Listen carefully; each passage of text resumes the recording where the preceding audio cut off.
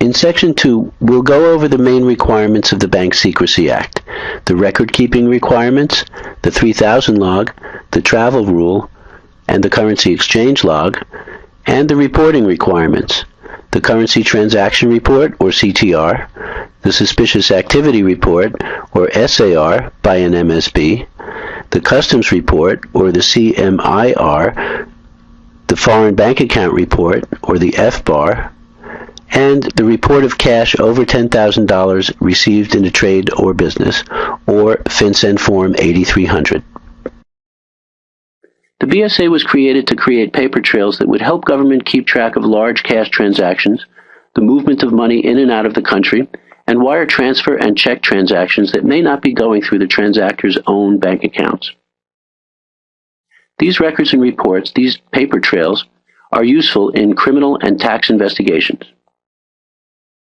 Financial institutions were given special responsibilities by the Bank Secrecy Act. We take these responsibilities seriously.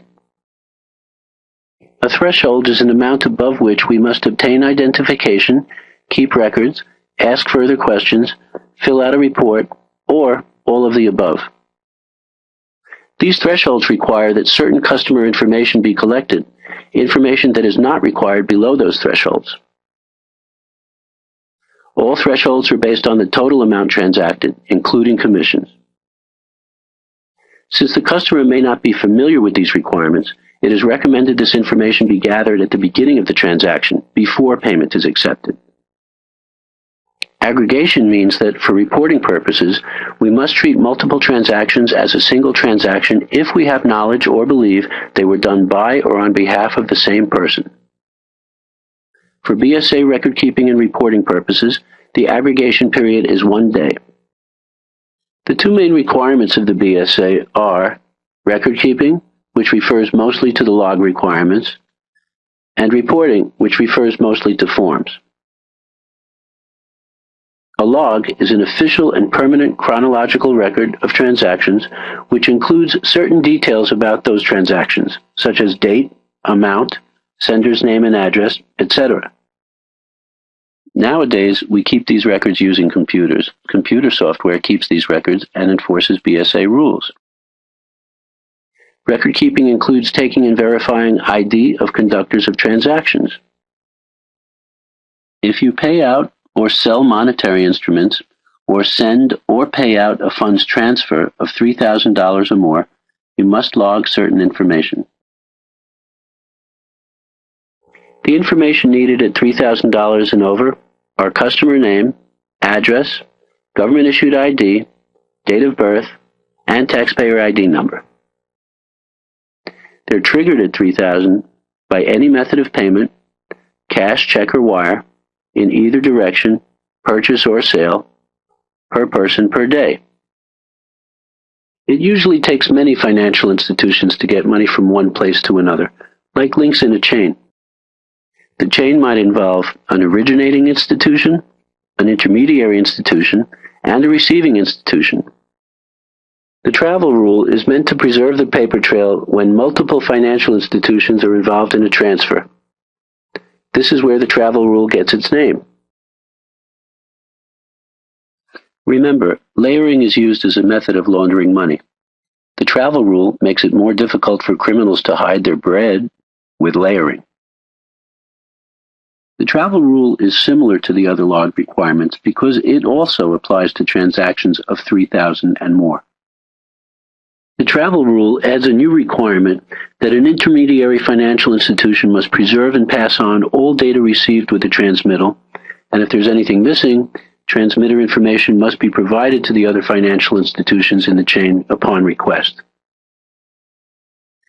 The currency exchange rules apply to transactions over $1,000, and they're triggered by the exchange of the currency of any country for the currency of any other, in any form, by any means, cash, check, or wire transfer. You must include the customer's name and address, and passport number or taxpayer ID number unless received by mail or common carrier. You also must include the date of the transaction, the amount, and, if there's more than one currency involved, the name and country of each currency and their amounts. BSA reporting refers mostly to the forms that we fill out. These forms can be filed electronically. From July 1st, 2012 on, FinCEN will require the mandatory electronic filing of all BSA forms except the customs form. These e-forms are available now. See fincen.gov for more info and bsaefiling.fincen.treas.gov for specific e-filing instructions. The main BSA reports you need to know about are the Currency Transaction Report, or CTR, and the Suspicious Activity Report, or SAR. The Currency Transaction Report is triggered by cash in or cash out over $10,000 per person per day. The information needed at that level are name, address, government issue ID, date of birth, taxpayer ID number, and occupation. The Suspicious Activity Report by a money service business, or FinCEN Form 109, also known as the SAR, is designed to collect information that might be needed if there's a criminal investigation. It is a confidential form. It is not necessarily an accusation, but it is a report of facts that look suspicious.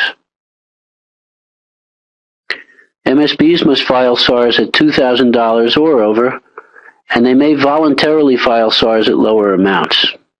The reports must be filed within 30 days from detection of suspicious activity. If you are unsure whether or not to file a SAR, discuss it with your supervisor or Mateo. Document and keep a record of the discussion for at least 5 years, even if no SAR is filed. When writing the narrative for your SAR, remember the how and the 5 W's. Who, what, where, when, why, and how. And please remember, the SAR is not to be discussed with anyone, especially not with the person who is the subject of the SAR. The following slides are about BSA reports that you may not need in your day-to-day work, but which is still very important for you to know about and find out more about if and when the situation arises in your day-to-day life.